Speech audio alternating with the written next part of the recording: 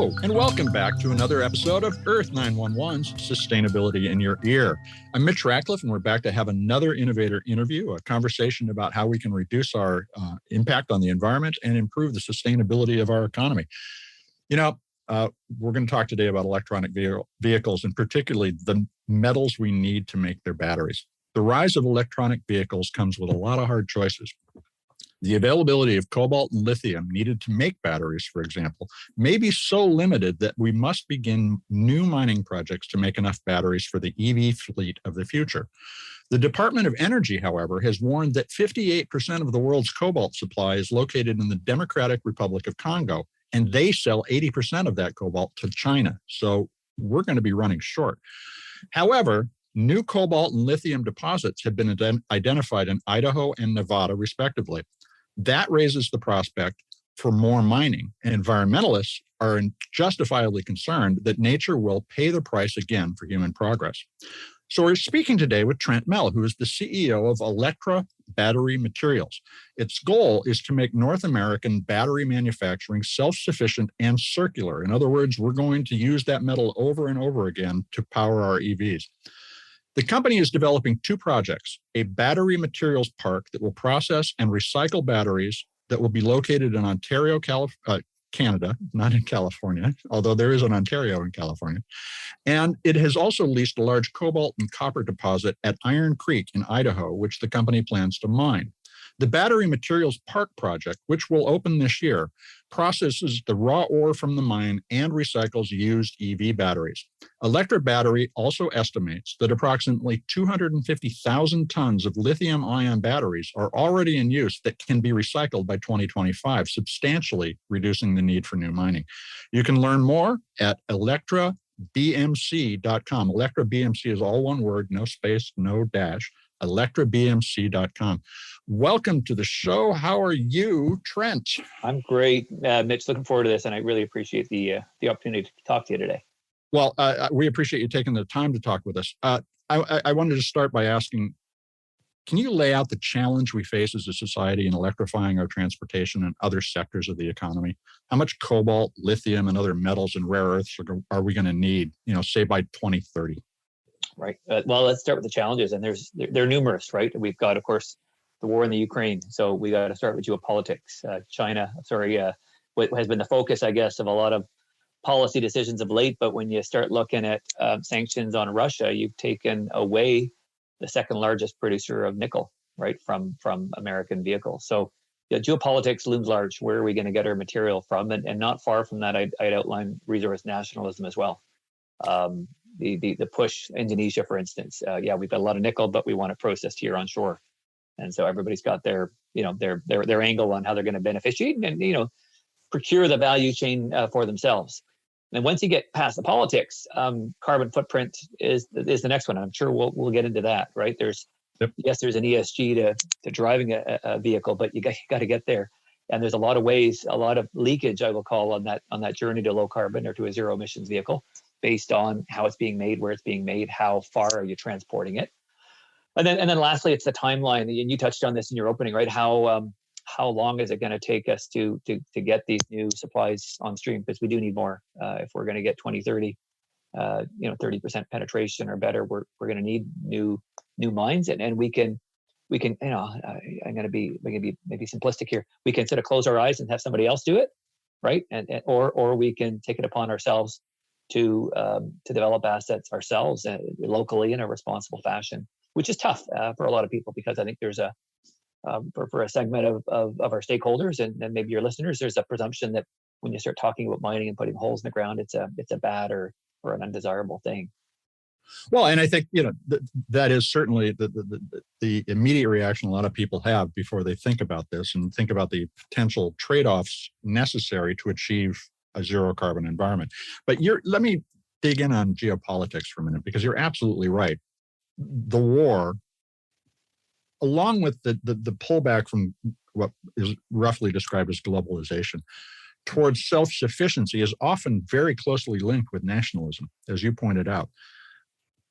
If we are aiming to make North American EV battery building and processing and recycling completely self-sufficient, are we potentially creating tension with those partners who might be sources of the materials that we need to build up the resource, the inventory of resources we need to keep our EV fleet running? Yeah, it's an interesting perspective. So on the one hand, Mitch, I'd say so building the electric vehicle plants, right, whether it be the assembly plants or the battery plants, I mean, that's bricks and mortar stuff and equipment. But when it comes to mining, we've got to work with what Mother Nature gave us, right? And you outlined the DRC, for instance. The DRC is effectively it's the Saudi Arabia from the 70s, right? What Saudi Arabia was for oil and gas, the DRC is to the automotive industry, and it's probably no more stark than that when it comes to the cobalt as a raw material. Lithium, we've got a lot more choices available to us. I think we're fortunate in America that we've got what we call the Idaho cobalt belt. It's a fairly unique geological feature, but I don't really see us as competing, right? There's such a, when you look at building an auto plant, 18 months or so to get that off the ground. Building a mine is 7-10 years minimum. In America, it's often longer than that. It could be 15, or sometimes it just doesn't proceed for all kinds of reasons. And so with the sort of supply demand projections, if you look at kind of 20% growth in raw material requirements year over year for vehicles, and really last year I think it was 100% penetration growth. I think the bigger concern I would have is that we're just not going to be able to get the materials on stream fast enough, and it could be demand destructive.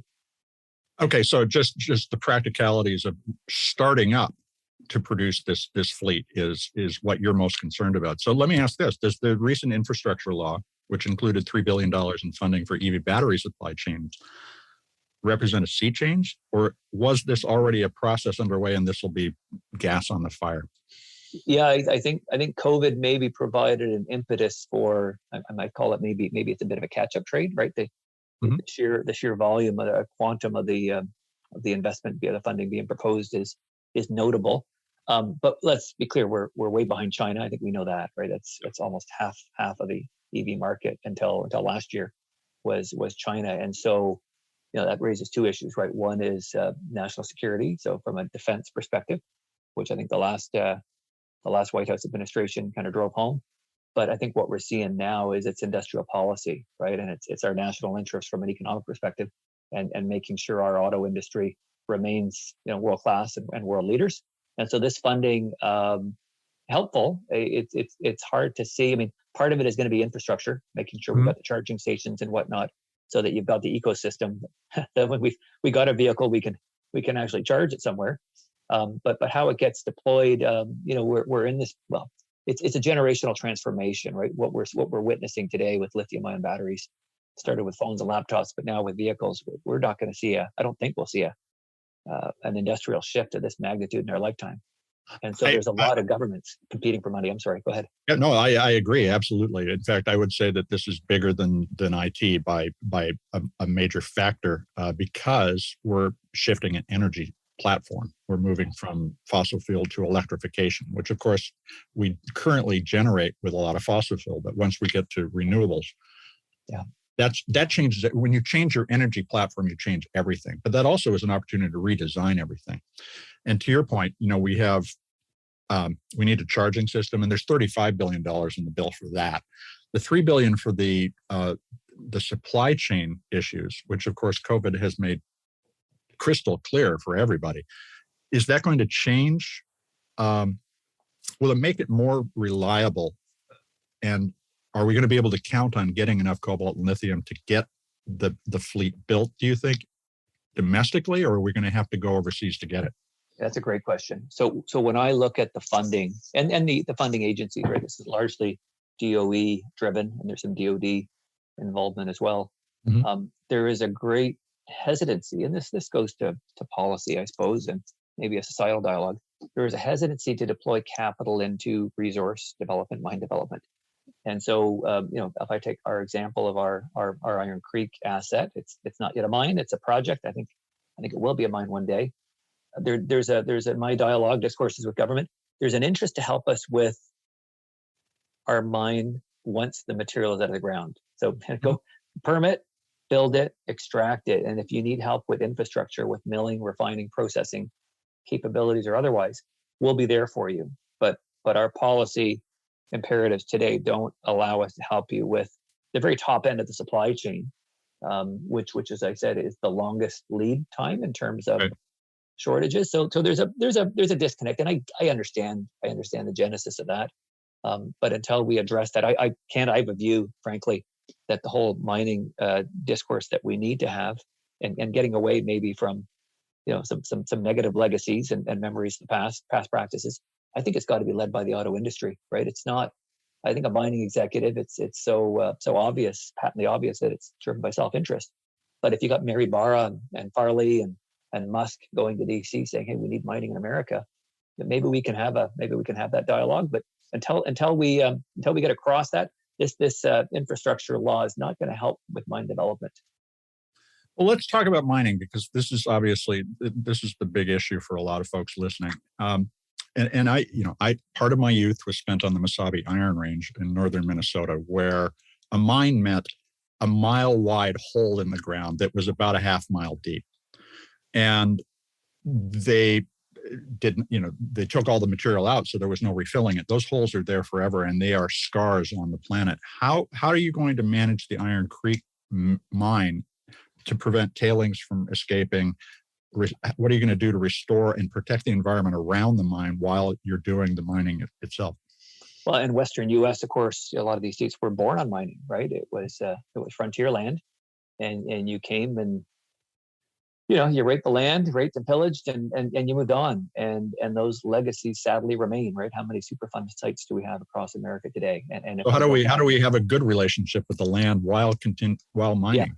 Yeah, well, and there are some assets, and this wouldn't be us, but there are assets that were mined in the past, scars in the landscape, but with modern technology, they're still potentially profitable. There's still minerals that could be extracted, and so that presents opportunities for cleanups, right, and to leave the land in a better state than the past owners. But I think with new mine projects like ours, increasingly the appetite is to go underground, so you not have these massive pits. Sometimes you can't avoid it. The style of mineralization in Nevada, the big gold mines, Barrick and Newmont and others, right. These are massive pits. When I look at the state of Idaho and the Salmon Chalice National Forest, it's a tiny footprint. And if you've ever had the benefit of seeing what a modern mining operation looks like, by the time you're done, whether that's 7 years or 25 years of mining, everything's got to be brought back to its natural state. And you go back there 10 years thereafter, you should ideally you shouldn't be able to recognize that a mine was there.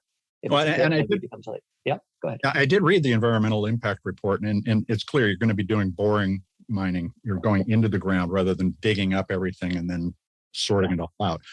How long will the mine be active once it's up and running? So are we talking about a process that's going to take 7 to 10 years to get going, and then it'll be live for 25 years? Yeah, so we're still drilling, and that's the nature of the game, right? Mining is tough because you can't see the mineralization, right? You're putting little tiny drill bits in the center of the earth, and you're extrapolating how big the mine might be or what it might look like. So it takes a fair bit of effort. So we've got another couple of years of drilling. I don't think we're mining for about 5 years. Okay. And so our footprint that we would have there, I'll come back to that maybe. But if I look at what the mine life might look like, give us kind of a good 5 years to get into production. Thereafter, you're probably mining for 10 years or so. Open pit. So the idea would be you got a small footprint on surface. You try, even once you're extracting the material, you try to break up the rocks underground so that you're limiting the amount of waste rock that you bring to surface. Mm-hmm. And then open question whether we would build a processing facility right there in the forest, or whether we would haul it out to a nearby town and process there. But after 10 years, you're probably looking at certainly a couple of years of reclamation activity. And look, we're near the salmon river, and Idahoans love their outdoors. They love their fishery. And so we tell our people, you can't so much as look at that river. Nothing's going in there. And that's just the way you got to operate. Water is a precious resource. And it's not just the consumption rates, it's the purity levels. So we got a fair bit of work to do in engineering. I've been doing this for 20 years around the world, and you bring big company standards to small projects. Idaho is a real special place, but I think the nature of our asset is fairly small. It's a small high grade deposit, and we're looking at 2.5 acres. That's our footprint. 2.5 acres in a forest that's 6,000 acres in a 2.5 million acre forest. And even on our footprint, we'd be using, maybe a third of that might actually get disturbed before it's reclaimed. So let's, in the meantime, you are going to be running the battery park and you're going to be recycling materials. We'd be also taking in ore from elsewhere in the world and processing it in the meantime? Yeah, I get really excited on, call it the chemical side of the business. And so I came at it. I was an attorney earlier in life and then spent a lot of years in mining. And now I'm really in the processing side. And the battery part, so the concept of a battery park is not new. It exists in Finland and it exists in various places in China. And the idea is to capture a bunch of synergies by co-locating the processing of mine feeds and recycled material and the first step of the battery making. And so what you achieve there is you're reducing your shipping and transport, so that goes to costs and carbon. You're also reducing your operating costs because you can keep metal, for instance, in a solution, aqueous form, and pipe it over to the next plant rather than having to crystallize and bag it and transport it. And you're saving on capital as well because there are steps of the process you can eliminate. So bringing everything together is the way of the future. We're seeing that up at our park, and I think the province of Quebec is moving in the same direction. And so we've got 4 phases. The first phase is cobalt processing. The material today is like everybody else, it's coming from Africa. So instead of shipping it to China, we're bringing it to North America. And then phase 2 is going to be the recycling. That's not far behind. We'll be doing a demonstration plant this summer, operating that in 2023. 3 and 4 are further out. It'll require some partnerships. It's going to be nickel processing. And then that first step of battery making, which we call precursor manufacturing. So what are the sources of the recyclable materials that you're going to use? Where's it located and how much of it can be recycled to make new batteries? Yeah, how much is, that's it. We've gotten really good on the recovery of material. So, first the sources. The most abundant source by far today is portable electronics. So laptops, phones, think of your power tools, kids' toys. Lots of that obviously have been around for years and is coming back. The one that people think of when they think of battery recycling is electric vehicles, but it's such a new market. The volume of those EVs coming off market, fortunately, a lot of them are still on the road. So it's still a fairly small market, some hybrids. And then the third source, which is going to get big as America builds out its supply chain. So I would say between now and 2025, 26, we're going to have a lot more battery making. The battery scrap, a new plant in particular, but even a mature plant can have wastage of up to 10%. The 10% of your raw materials ends up on the floor of the plant. And so the idea is you can create a real closed loop there and capture everything. So what does the capturing look like? Recoveries in a process like ours is well into the 90s. We all say above 95 because you don't want to say what that is, but I'll tell you it's somewhere between 96, 98% of the recoveries can be achieved. And that's cobalt, it's nickel, copper, lithium, graphite, and I'll say a question mark next to manganese because it can be done, but there's no margin. You do it for the right reasons, but you're not doing it for profit. So are landfills a potential source of this material? Because we only recycled 15% of our e-waste, 17% here in the States, 15%, no, I'm sorry, it's the other way around, 15% here in the States and 17% globally. It sounds like we have a lot of lithium and cobalt and nickel and other material just sitting in the ground and near cities. I think there's a nascent industry there, Mitch. Maybe you could kick it off. But look, in seriousness, I remember when platinum and palladium had a bit of a price spike about, I think it was around 2007. I was working for a palladium company, and none other than Carl Icahn and his lieutenant called in to us requesting a call. So I was shaking in my boots thinking, oh no, he's taking a run at our little company. But no, he wanted to understand platinum and palladium because he owned a whole bunch of scrap car dealership yards across I think it was the Northeast. And he was trying to understand why thieves were coming in, cutting off the catalytic converters to recover platinum and palladium. And we're kind of getting to that point, right? I think up until now, the recycle market, there's a lot of people that collect the batteries and shred them and try to recover the material. Our end, where you're actually refining, there's not a lot of avenues open to you. But as this market matures, and it's maturing fast, I could definitely see it's almost like a garbage, like a dumpster diving, right? I could see an industry going into these dumps and trying to recover some of these electronics that are otherwise just going to sit there in perpetuity, leaching into the world. So let's move to the Ontario project and talk a little about that. You describe it as the world's lowest carbon solution for battery manufacturing. So how do you have a zero carbon goal, and can you get there? Yeah, Yeah, it's a great question. And I'll tell you, as I'll call myself a mining guy, I guess, at inception. The ESG world to me is exciting because now we're not just talking CSR, right? Remember, 10 years ago, we talk about, corporate social responsibility, and we pat ourselves in the head for building schools and, providing medicine to communities. With ESG, it's a quantification, I don't call it a game, it's a quantification process. Right. So anything and everything we do gets measured up, carbon in particular, right, gets measured up into the footprint of a Tesla Model 3, for instance. Mm-hmm. And so the accountability is great. It starts with the consumer and the OEM, but it works its way right through the supply chain. And so for us, as we were conceiving of our plant, which by the way is not yet operating, we're in construction now, kind of 9 months away from first production. We did a life cycle assessment with a London-based firm. We compared ourselves to the Chinese cobalt refineries, which is where most of the world's cobalt is made, and looked at our carbon footprint. And we estimated, we'll have to revalidate this, we estimated just under 1.6 kilos of CO2 for every pound of cobalt sulfate product we make, as compared to 3.25 kilos of CO2 for a Chinese refinery, so kind of half the footprint. So for the CO2 that you do produce, are you going to be scrubbing the emissions and so forth in order to capture it and minimize its escape to the environment? Yeah, so here's a competitive advantage, both from a cost and an ESG perspective, is that our process is not a conventional pyrometallurgical facility. We're using heat-based applications to melt and smokestacks with emissions. Ours is hydrometallurgical. So what we receive, everything gets put into a solution.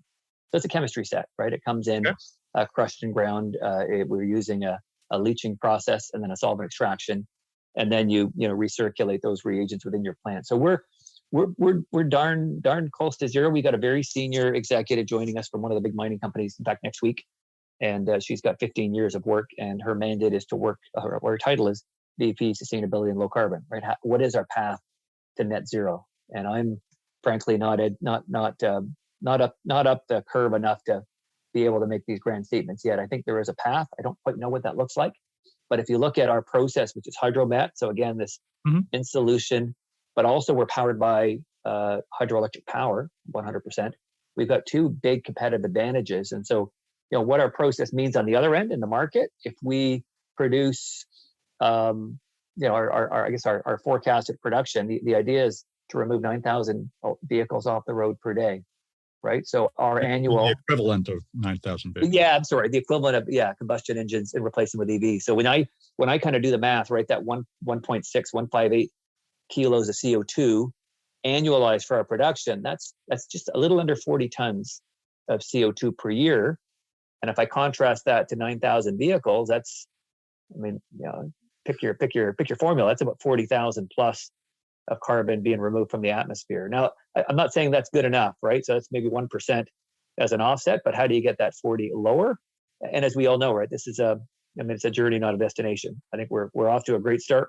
We will have the greenest cobalt supply in the world, hands down. But obviously, you're going to strive to get better and better. Well, when do you expect to set a net zero goal? Have you at least established that? Yes, we're going to set a goal this year. Okay. And so part of being a startup is just small team, and Not so easy. we're exactly. So we're building our ESG credentials this year, because I know intuitively, if you will, and with outside support, that we've got a great story. I don't think we tell it very well, so I think we're doing ourselves a disservice. But beyond that, you're right, Mitch. We've got to be able to set some goals that people can hold us accountable to. So that'll come before the end of 2022. So going back to the 4,000 vehicles off the road, what percentage of EV production do you think that your facilities can support? Are you looking at 20%, 50%? Where do you want to be? Yeah, and I guess, excuse me, I guess it's a factor of how much of the fleet do we think could go electric. So I think last year in the U.S. there were about 15 million vehicles sold. On our part, for our cobalt plant at least, we're targeting 1.5 million vehicles being supplied for cobalt. So on that math, if it was 100% electric, we need 10 times more production than we're going to produce.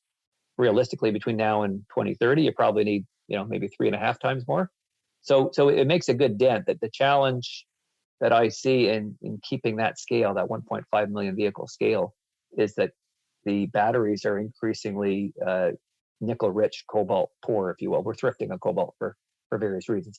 And so the nickel plant that we would need to match our cobalt is an order of magnitude, 2 orders of magnitude larger than what we're building. So we've got some work to do, but for now, for the next 2 years, it's going to be, let's get cobalt out to suppliers. Let's get into the recycling technology and prove ourselves out. Nickel and precursor, the step phases 3 and 4 of our plant is going to require about $500 million of investment and some partnerships, because nickel is quickly becoming a scarce commodity as we look to electrify the world. And pretty volatile prices lately too. Yes, indeed, volatile. In part, yeah, I mean, partly it's the Russia war, right? The Russia war created this crazy event on the London Metal Exchange, which itself doesn't trade a lot of nickel, but it's the bellwether, and it sent nickel up 3x before they had to shut down the exchange, reverse the contract trades, and try to stabilize the market. But it worked somewhat, but the prices today are such that 5 years ago people were complaining cobalt was too expensive. Now it's lithium's gone up 5 times, and now nickel's on a tear. So all the commodities are problematic, and the solution for us as consumers is maybe OEMs need to start buying their own mines so they don't have to suffer the vagaries of these crazy price swings. Well, that kind of vertical integration does seem to be the direction a lot of folks are headed. I suspect that Elon Musk will be in this business sometime soon. I think I could be first. Yeah, I would agree. So the Department of Energy has suggested that you can make an EV battery without cobalt using nickel and iron. Obviously, still volatile pricing around nickel. Are you positioned to be able to continue to compete if you aren't making as much cobalt and you shift towards these alternative battery models? Yeah, I think so. And I think we've got to take a long-term view of where the industry is going. So certainly our battery park is looking to be a player across the cathode part of the battery, as well as the recycling. What we're seeing though, with the battery plants that are being built in the U.S.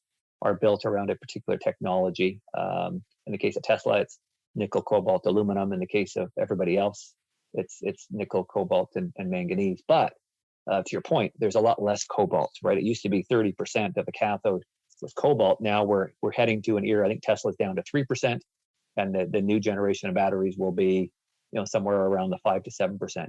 Having said that, what's happening with the batteries are a lot bigger, right? The F-150, the Hummer, the cars that we drive in North America are bigger, so you need a bigger battery, and we also demand longer range. So again, a bigger battery there and more of them. So net, even Tesla's projecting a higher global consumption of cobalt.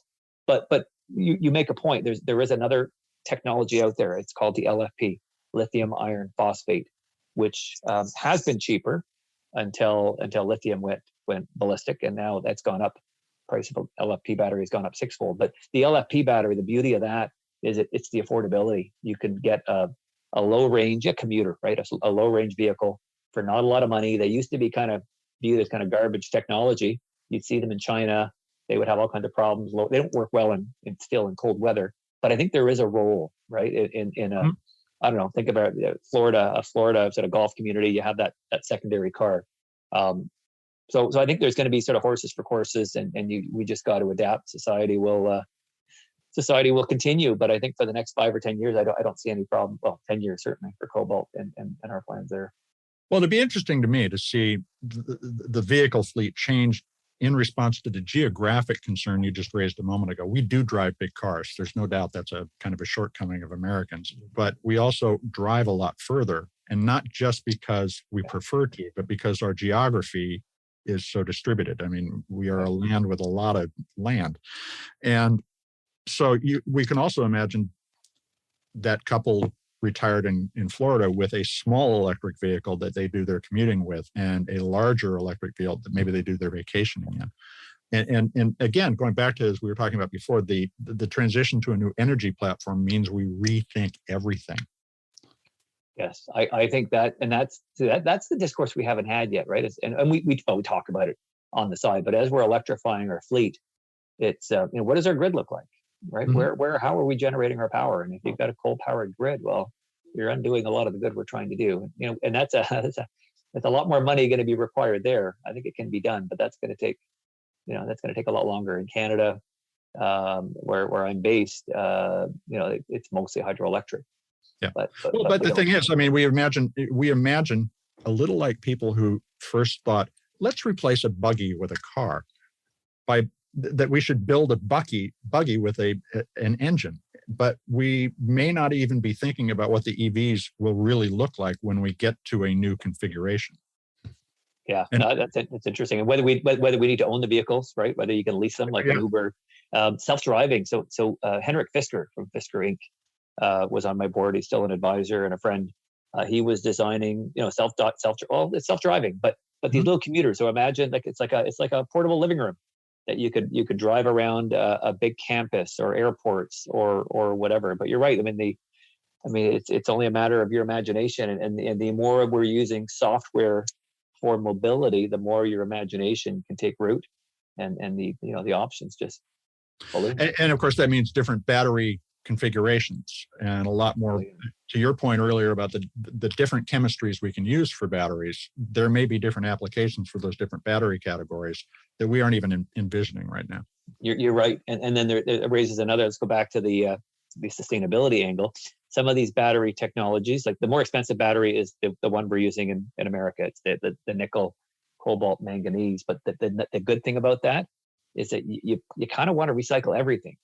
These cheaper batteries that I talked about, lithium, iron, and phosphate, there's not a lot of incentive to recycle them. So you'll need policy, I guess, to drive that process. Could it be done? Absolutely, but the incentives aren't there to recycle those batteries. So cheaper, but it risks creating a different problem at the end of that life cycle.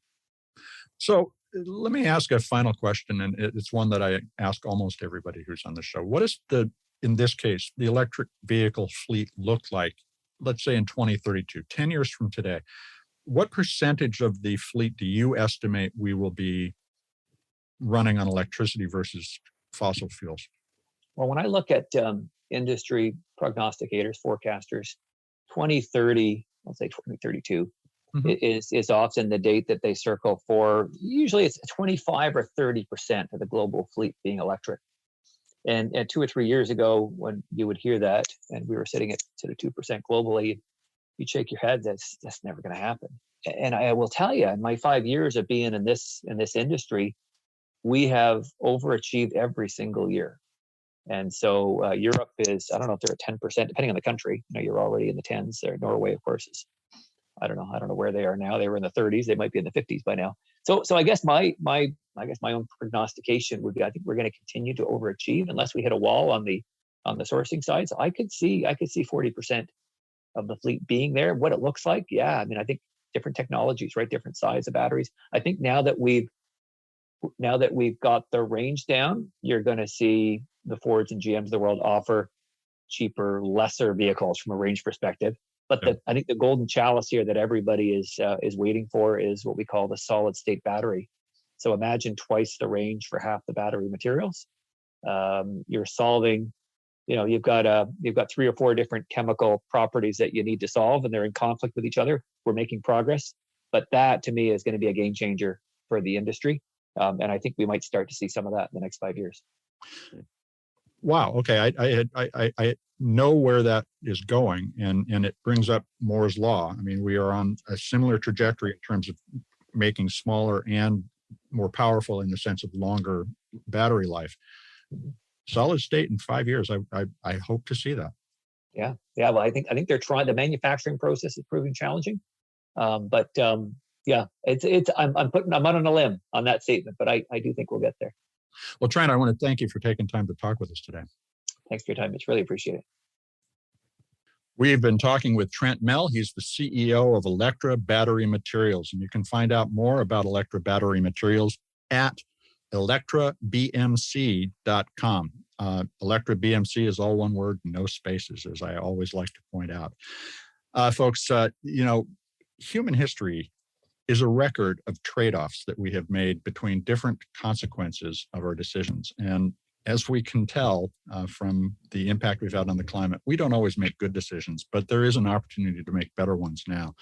There are hard choices, as I said at the outset of this interview, that we have to come to terms with if we're going to move to an electrified economy.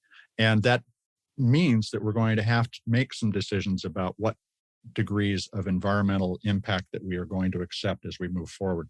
It is possible to design an industry that doesn't leave a toxic legacy, but we've never really felt the necessity to do so because it was cheaper and more profitable just to ruin the environment. Let's do it differently this time.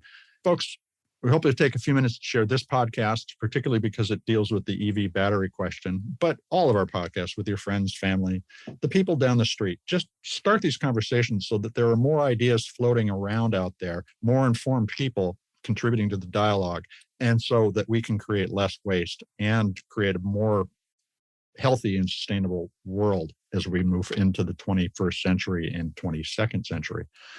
I'm Mitch Ratcliffe, your host, and we're going to be back with another innovator interview soon. In the meantime, I hope you'll take care of yourself, take care of one another, and let's all take care of this beautiful planet of ours. Have a green day.